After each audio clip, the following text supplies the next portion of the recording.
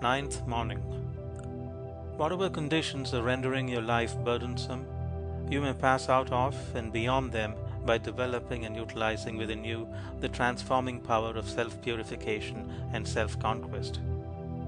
Before the divine radiance of a pure heart, all darkness vanishes and all clouds melt away. And he who has conquered self has conquered the universe. He who sets his foot firmly upon the path of self-conquest, who walks aided by the staff of faith, the highway of self-sacrifice, will assuredly achieve the highest prosperity and will reap abounding and enduring joy and bliss.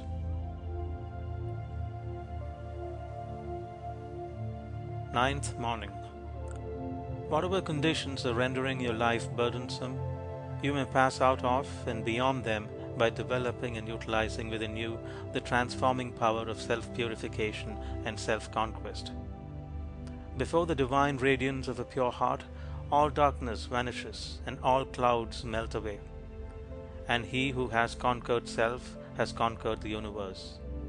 He who sets his foot firmly upon the path of self-conquest, who walks aided by the staff of faith, the highway of self-sacrifice, will assuredly achieve the highest prosperity and will reap abounding and enduring joy and bliss.